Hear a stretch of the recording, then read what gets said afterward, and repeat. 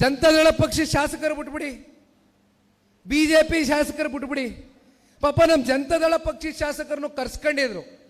ನಮ್ಮ ರಾಜ್ಯದ pen paper ಉಪಮುಖ್ಯಮಂತ್ರಿಗಳು ಪೆನ್ ಕೊಡಿ ಪೇಪರ್ ಕೊಡಿ, ಪೆನ್ ಕೊಡಿ ಪೇಪರ್ ಕೊಡಿ ಅಂದರು.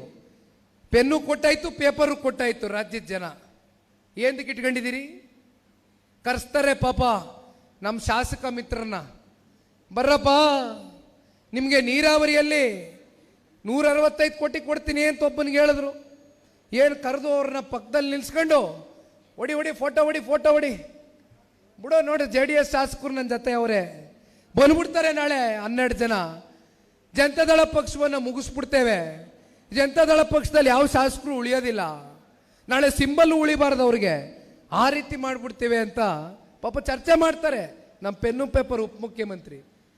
ಮತ್ತೊಬ್ಬ ನನ್ನ ಶಾಸಕ ಮಿತ್ರನ ಕರೆಸ್ತಾರೆ, ನಮ್ಮ ಮಾತೃ ಜಿಲ್ಲೆ ಮಂಡ್ಯ ಜಿಲ್ಲೆ ಅವ್ರನ್ನ. 65 ಕೋಟಿ ರೂಪಾಯಿ ಕೊಟ್ಬಿಡ್ತೀನಪ್ಪ ನಿನಗೆ ನೀರಾವರಿಗೆ. ಎಲ್ಲಿ ಕೊಟ್ರಿ? ನಿನ್ನೆ ಬಂದಿದ್ರು ನಮ್ಮ ಶಾಸಕರು, ಕೂತಿದ್ರು. ಭತ್ತ ದುಡ್ಡು ಅಂತ ಕೇಳಿದೆ. ಅಯ್ಯೋ ಅಣ್ಣ, ಎಲ್ಲಣ್ಣ ಬರ್ತದೆ ದುಡ್ಡು? ಸುಮ್ಮನೆ ಮೂಗಿಗೆ ಕರಿಯೋದು, ತುಪ್ಪ ಸೌರೋದು, ನೆಕ್ಕ ಅಂತ ಹೇಳೋದು, ವಾಪಸ್ ಕಳಿಸೋದು. ಮೂಗಿಗೆ ತುಪ್ಪ ಸೌರಿ ಕಳಿಸ್ತಾ ಇರೋದೆ, ಸುಮ್ಮನೆ ಆಚೆ ಕಡೆ ತೋರಿಸ್ಕೊಳ್ಳೋದು. ಜನತಾದಳ ಪಕ್ಷದವ್ರು ನಮ್ಮ ಜೊತೆ ಅವರೇ. ನನ್ನ ಕೇಳಿದ್ರು ಎಷ್ಟೋ ಸಲ ನಮ್ಮ ಮಿತ್ರರು, ಮೊದಲನೇ ಬಾರಿ ಗೆದ್ದಿರ್ತಕ್ಕಂಥ ಶಾಸಕರು, ಸಾರ್ ಕರೀತಾವ್ರೆ, ಏನೋ ಅನುದಾನ ಕೊಡ್ತೀನಿ ಅಂತ ಅವ್ರೆ, ಹೋಗಿ ಬರದ, ದಯಮಾಡಿ ಹೋಗಿ ಬನ್ನಿ. ಯಾರಪ್ಪನ ಮನೆ ದುಡ್ಡು?